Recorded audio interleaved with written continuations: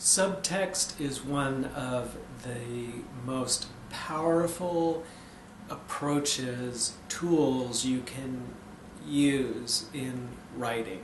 Most of the time, writers are introduced to subtext when we talk about theme or premise or the moral of the story. And a lot of the times it's introduced as there should be a theme to the story, there should be a premise. What are these? So let's look at the story of Robin Hood. The story of Robin Hood, a rendition of the story of Robin Hood could be the ends justify the means, or sometimes justice must be sought outside of the legal system. Those are examples of now those statements, sometimes justice needs to be sought outside the justice system. That one statement summarizes the entire story. So even though that statement is never mentioned in the story or never on the surface level of the story, the entire story works towards supporting and expressing that statement.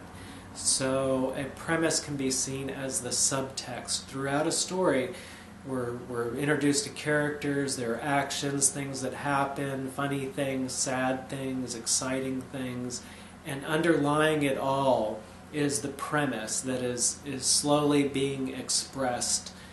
And it's something that we experience subconsciously.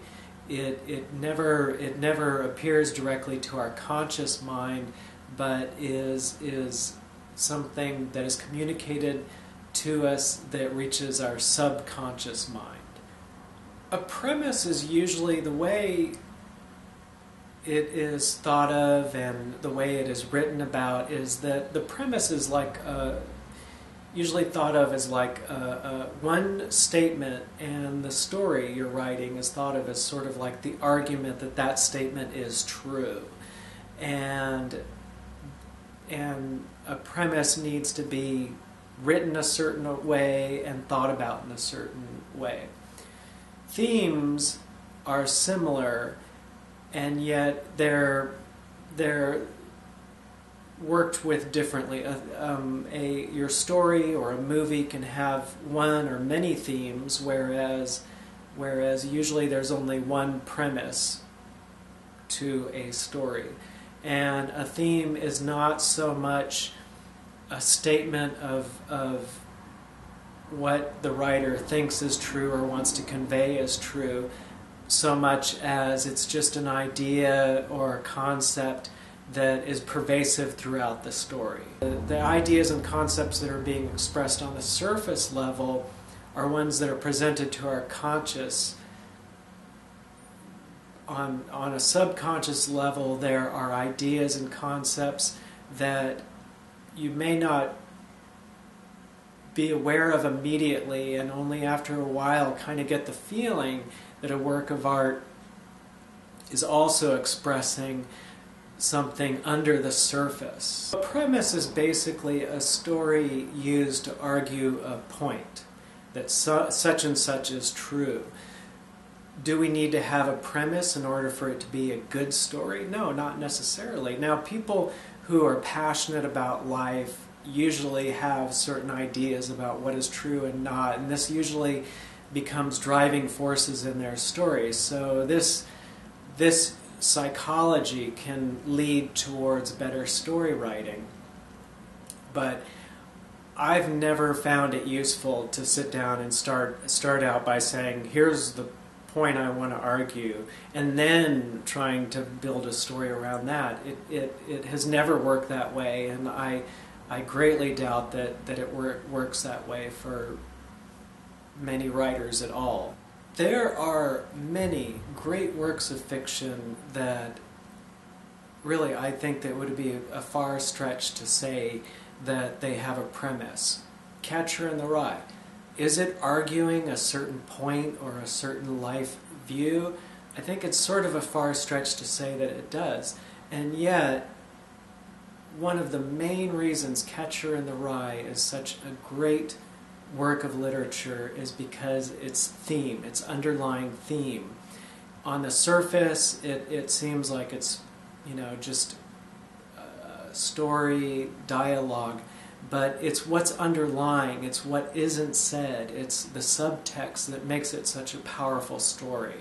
So what is the theme or themes of Catcher in the Rye? A theme could be extreme alienation or a feeling of being orphaned from the way of life that one grew up in. These are underlying themes that are like the rivers of molten lava underneath the ground of the story. There are great stories that have a very definite, strong premise, and also these stories may come off as being more moralistic or preachy or political, like Catch-22. This story, its premise could be that the system makes all good decisions necessarily idiotic. This is an ongoing premise that is interwoven throughout the entire story. So in that story, you could see how the premise is like the backbone of the story. As writers, we need to look for useful ways that we can work with concepts of theme and subtext.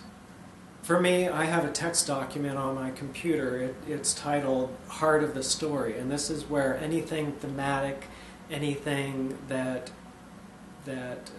sort of is an underlying idea or concept in the story, I have it written there, and I don't worry so much if it's a true theme or if it's a true premise, just if it's ideas that can help me write the story better, if it's ideas that can help me unify the story by making it all run along a similar wavelength, a similar sort of vibe, mental vibe. And as long as it's helping me write the story, then I'll use it. And how useful it is to me is what is important, not whether it's could be considered a true theme. As an example, as one of my themes, I could just jot down the word blue, because that one word for me works as a theme. As the creator of the story, that works for me. Do we need to consider theme, and do we need to consider subtext when we're writing fiction? Do we need to think about it? And the answer is no. The fact is that because we are more subconscious than conscious, subtext will appear in your fiction. There is no getting around it. It's naturally occurring. We think of, like Catcher in the Rye. Isn't it amazing that it's written with such a amazing amount of subtext to it? Well, that's just it's a natural phenomena of the way the human mind works. This is just the way the human mind communicates. What happens naturally is that on a conscious level, we are communicating to other people, and yes, storytelling is a form of communication. On a conscious level, we're communicating, and at the same time, our subconscious is also putting in their communications. I'm not saying don't consider subtext. I'm saying for the most part, you can just let it happen, and by being aware of it, we can enhance that in our story and appreciate that, yes, it does have an effect on the reader. All subtext has an effect on the reader, and it does determine how good your story is. Now, the real magic of writing is being able to appreciate how subtext happens when we're writing stories. I'm always amazed at like what happens. So I moved to a new part of town, and all of a sudden in my story there are personality traits of that part of town. There because I moved near a river, and so all of a sudden, there's a lot of what happens in the story takes place around a river, and this happens without me consciously trying to do it. It's just something that it's just our subconscious is operating in our storytelling, and it can be a very powerful thing. And to let it happen, if we're trying to create a great character and we're analyzing it and we're thinking about it consciously, that's great. That's what we need to do. But then our subconsciously, there is someone that we know and we're around quite often, and without knowing it, our subconscious is absorbing everything about it without us even being consciously aware of it. And then when we're creating a character, all of these things that we absorbed from people that we know start to become these fictional characters, and it's so powerful. And to let this happen, as writers, we want to encourage this. And this is how we become collaborators with our subconscious, and we let it happen. And often what happens is that there's a lot of subtext going on. So there is subtext around us all the time. If you look at commercials geared towards children, often the subtext of these commercials will be, you'll have a lot of friends if you eat this kind of candy, or if you have this new toy. So the subtext of the commercial isn't that this candy is really good or this toy is a great toy. It's that you'll get this additional thing if you get that toy. When I say that writers are explorers and are on a path of discovery, this is what I'm talking about. When you can start shaping your own psychology of the human condition, when you can start experiencing the world and making your own discoveries, this is one of the lines you can go along, is by becoming more and more conscious of the subtext that surrounds you and the subtext that is operating in your fiction writing. Try to appreciate how subtext can take away from the enjoyment of a story for different reasons, and understand that by facing the possibility of that being in your own fiction, you can liberate it and make it something that more people will enjoy more deeply. And you could be working on a great story, but if there's something that could be read as subtext that takes away from that enjoyment, then you don't have the chance to let that great story affect people the way you would like it to. You develop an awareness of subtext, and you develop your own kind of science of how to work with subtext in your story. And over time, with patience, it becomes easy, the same way you gradually become good at typing. When I hear the phrase politically correct, I don't like that phrase, because most of the time when I hear it used, it's in context that subtext, there's subtext going on, not important, shouldn't even pay attention to it. Why are people offended or enjoy the artwork less because of that subtext? Politically correct is where people are reduced to stereotype, and it can be belittling, it can make people feel shut out from other worldviews. It does a lot of things that don't do the work of fiction any favors. And it's further away from the truth. The truth is that in life, every single individual is much more complex than any stereotype. When you have stories where stereotypes start to occur and that sort of thing, it's in that space of us and them. But the phenomena today is that media is so saturated in our culture that in terms of the media sphere, there is no us and them. So that's where these places where our stories could not do themselves a favor by causing lots of people to not give our stories a chance to be enjoyed, simply because we haven't looked at the subtext. What I do when I'm writing my story, if I'm in a creative mode, I pay no attention to subtext. I just let it happen. And then later when I'm editing, this is one of those things you look at later on. you realize that there's something that could be read a certain way, and you could do yourself a favor by changing it around a little bit so that it's read a different way. One of the great things about becoming aware of subtext in your fiction is realizing the truly amazing serendipitous things that happen that we didn't consciously intend. So you can realize that you've written a work of fiction that is inherently very powerful, and it's because of a subtext that appeared.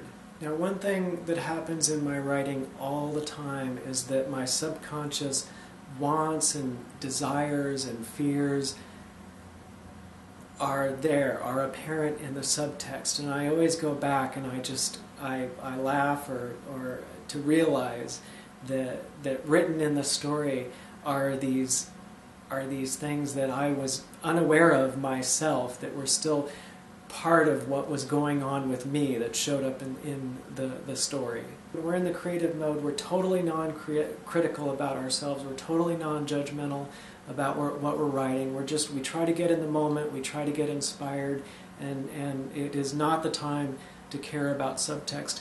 It's later when you're going back. If you're going to go back and make your work more readable, you may as well also go back and look at the subtext. The biggest way that I use subtext, this is one of those things where becoming a better artist is just about, becoming more, I guess you could use the term spiritual, becoming, now I use that term very loosely. It's about trying to become a better individual in order to become a better writer, because if the subtext is all about the subconscious, then by trying to be more honest with myself and trying to be more understanding of other individuals and really being able to try to see where they're coming from and trying to have appreciation for the greater society and trying to learn what it means to have a respectful viewpoint of others, and trying to realize that I don't need to be preachy and I don't need to push my views on others. These are spiritual practices that I try to bring to my life, because in the long run I know that it's going to affect my subconscious and conscious, and therefore affect my writing. The quality of your subconscious mind is going to have a huge effect on your writing. So go out there, explore the world, meet different kinds of people, have different experiences, gain knowledge, learn as much as you can, try to understand, become curious in the mystery of the world, and this will change your subconscious, and then the magic can start happening, and then you find yourself being able to create very powerful works of writing. Now there's a saying about writing: if it can be misunderstood, it will be misunderstood. Very similar thing could be said. If it can be taken a certain way, it will be taken a certain way.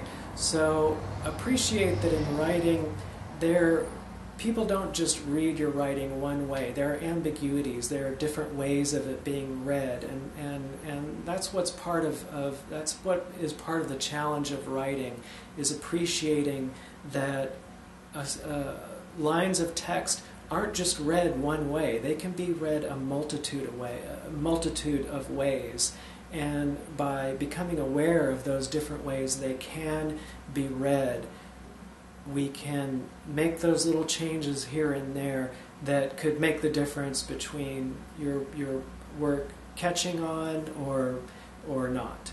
It's helpful to look a little bit into Freud and appreciate that things that look like one thing on the surface could mean things underneath the surface, and gain an appreciation for why do people dress the way they do. There are many different ways that people use their appearance to get different things, to communicate different things.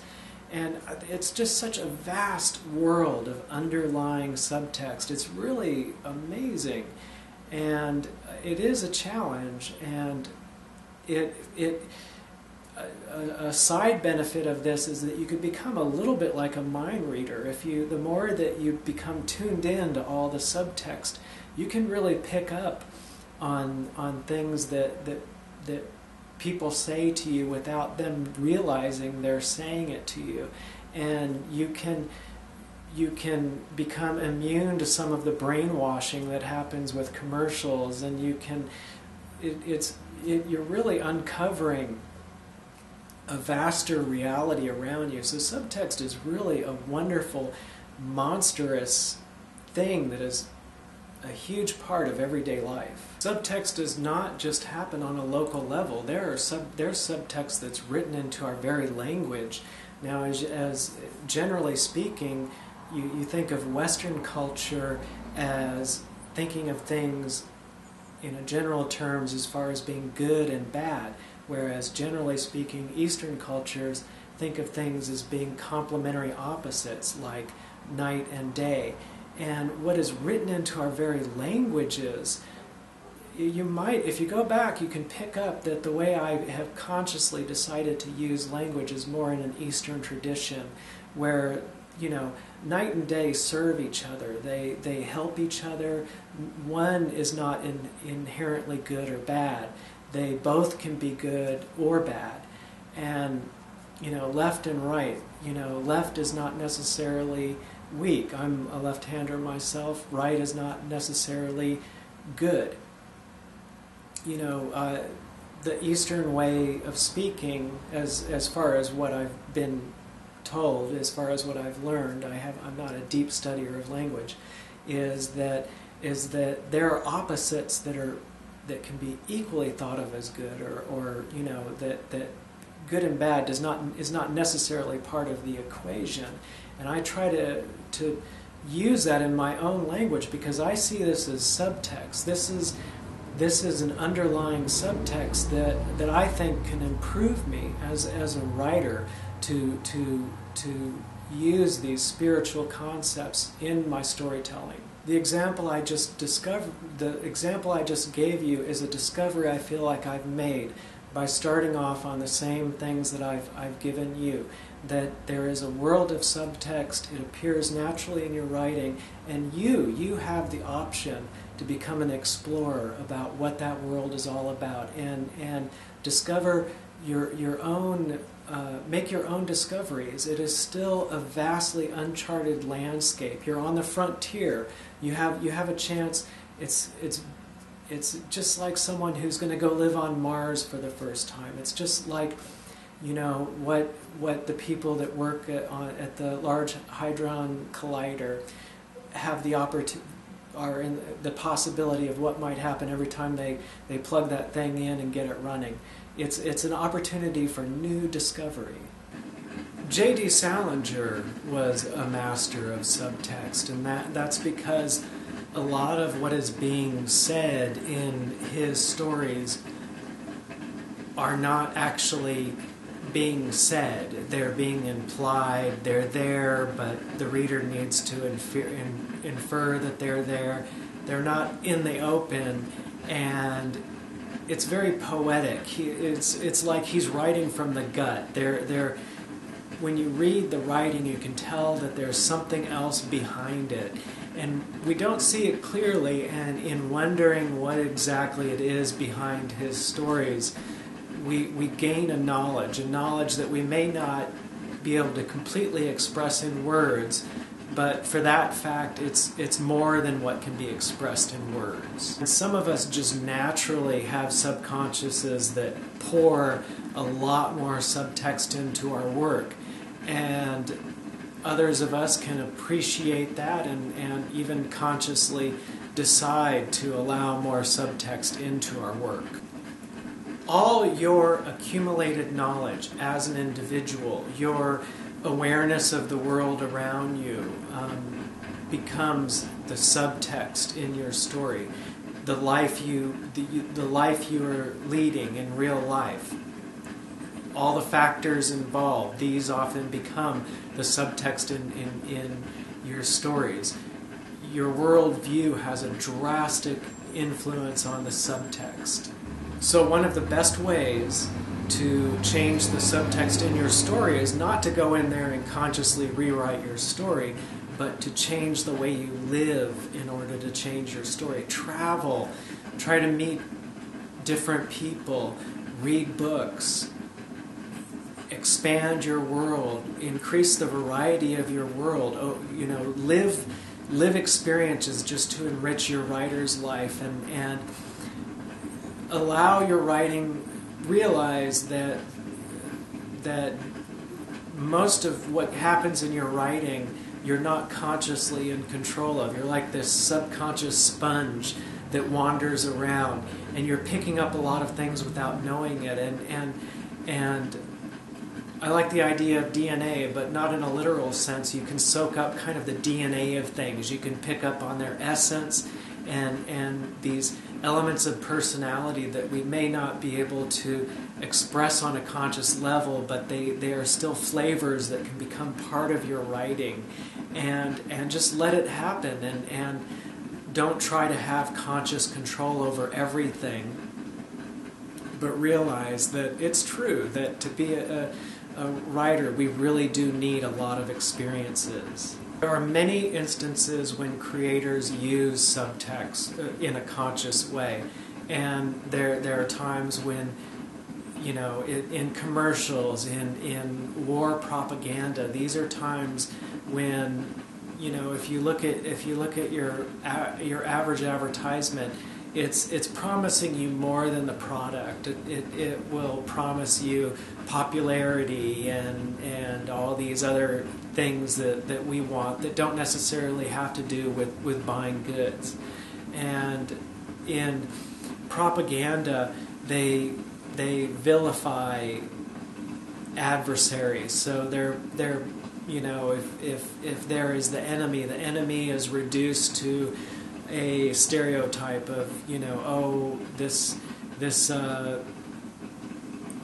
villain is nothing but a low vermin numbskull and nothing more. We take the humanity away from those characters in war propaganda films. And this is subtext because on the surface we're just watching an entertaining movie, but the way that it is being depicted also conveys other information, also conveys attitudes about life and people and places in the world, and even though it doesn't come right out and say it, it tries to get us, the viewers, to see it in that way. And so there are times when you can consciously manipulate the subtext in your story. And now, whenever you do that, you're always at a risk as coming off as preachy and or your story kind of loses some of its feeling of sincerity. But subtext itself does not mean brainwashing other people. It's really up to the viewer to have more of a conscious control over what they are viewing. And if your intentions are sincere, if you're just wanting to be a creator and you're not trying to brainwash the masses, then it's very unlikely that your stories will have that element to them.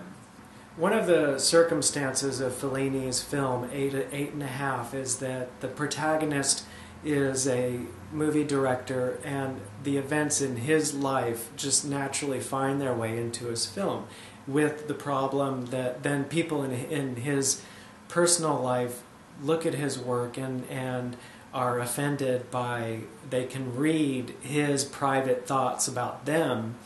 And so basically he's the artist, he's the sponge, and just naturally, no matter what kind of film or work or story an artist is trying to make, real life circumstances are going to have some sway on what happens.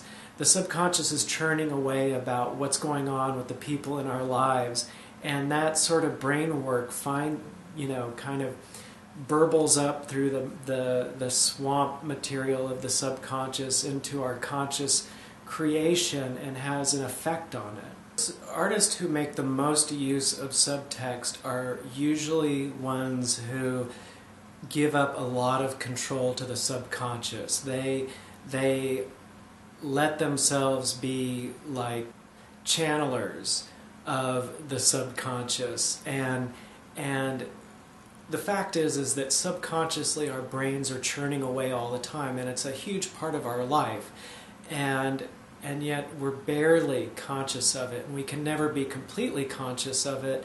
And when we allow more subconscious thought to become interwoven into our conscious thoughts on the page, this makes the more you can do this with your writing, the more your writing resembles what it is actually inside of our brains. As an exercise, become a searcher for subtext. Maybe keep a journal for a while, looking for subtext in things people tell you. If you can discover a hidden meaning in the things people say, someone could be talking to you about the new train track being built in your town, but you can also detect in the things that they say that they are looking forward to when they're sad about someone in their family dying, something like that, I don't know. And just try to consciously make an effort to discover more subtext. It's part of human nature not to deal with some things directly. A lot of the times we don't deal with our own mortality, or the fact that we'll all die directly, and sexuality. We do think about it and talk about it directly, but there are a lot of times when it's a matter of putting it in an analogy, or insinuating, or it becoming part of our architecture or our humor, and sickness and ill fortune.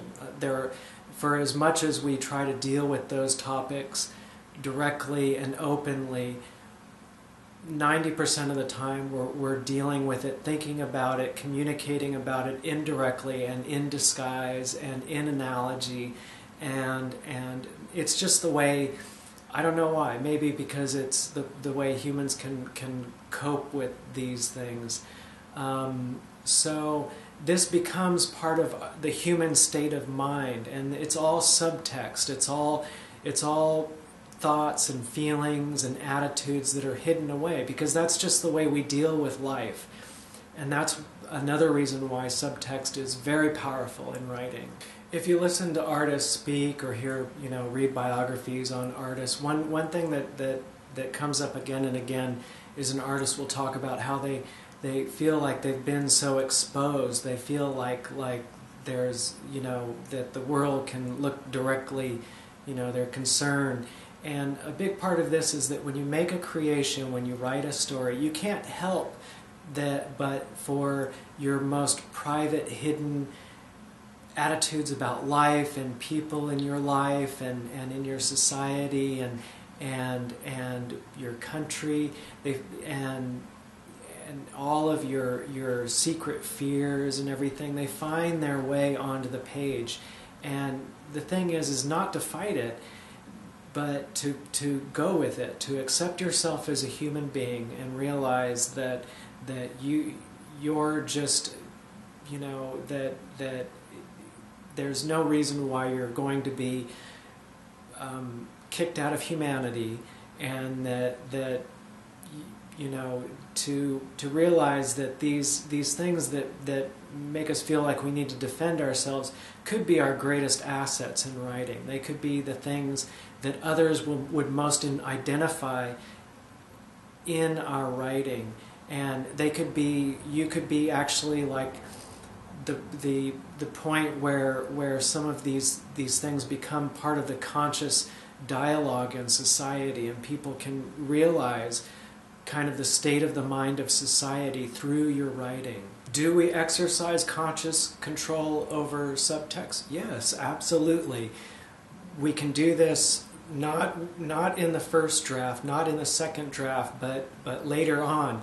We do it when we're in the same stage, when we're doing grammar check, when we're going through and finding all the be verbs and seeing if we can replace passive verbs with active verbs. We're doing this when we're doing the last stage corrections, looking for ambiguities in our writing and seeing if we can write more clearly, more directly. And also, so this is a good stage where we go through and we second guess our work. We can say, is our work, can it be read a certain way? And what we're looking for is subtext. We're looking for parts of the work that people might take a certain way. How much effort should we put into subtext? You don't have to. You can choose not to put in any effort at all. There is so much storytelling out there where there has been very little regard for subtext. What I'm saying is that subtext is one of these extremely powerful approaches to writing that, to the extent you can put a little effort into it or you can put a lot of effort into it, and it's like, if you so choose to use it, it's like if you show a computer to someone who's never seen a computer before and you say, here's this incredibly powerful thing that will probably involve a lifetime of learning and, yes, difficulty in learning and in using, but it's just about one of the most powerful tools I can offer you. Let's say you have a friend who lived in a building that burned down. So write an analogy about it. Tell a story about 3 little grasshoppers who build a raft and go down a river, but then the raft starts falling apart while they're floating down the river, something like that. An analogy, but you're really telling a story about your friend whose house is burned down. Subtext can flourish in common speak. It can be when people are writing very much the way people these days are talking and are used to, can write in a way so that most people in your country can understand you, and they don't need to go to the dictionary, and it's with what you would think of as very readable, very, very easy to read language. Subtext can still flourish there and make it a very rich and layered story. Look at the Godzilla movies. So the Godzilla movies came out after the bombing of Nagasaki and Hiroshima. So these were cities that were devastated, and all of a sudden you have these movies where you have this giant monster lumbering through a city, tearing down buildings, stomping on cars, killing people, crushing things, and the protagonist is not an individual, it's a whole city, it's a whole society, and that protagonist is against this giant uncontrollable monster. Well, that's complete subtext for the atomic bomb devastation on those cities. People who are plagued by manic depression or paranoia, if you happen to be one of those people who have demons, who are really caught up in a very severe life struggle, this can greatly enhance your artwork. Joni Mitchell described her depression as the sand needed to create the pearl. So this is in these states of agitation and great struggle and great severity, difficulty, our subconscious becomes so hyperactive, churning away, and if you're going to get something, you may as well get something out of it. So you may as well use these states to create works of they could, on the surface level, they could be so simple, they could seem like they're about nothing more than a simple little story, but they become so rich in subtext, and when people read it, they feel that. They feel the bottom dropping out. They feel this depth of meaning opening up before them of subtext, that it's really about something so much more, that it's really involving much greater forces than can be described in, if it's a short story that's only 2 pages long, it may be a very simple short story, but it's actually describing something much more universal, something with much greater impact than what the story appears at first to be about.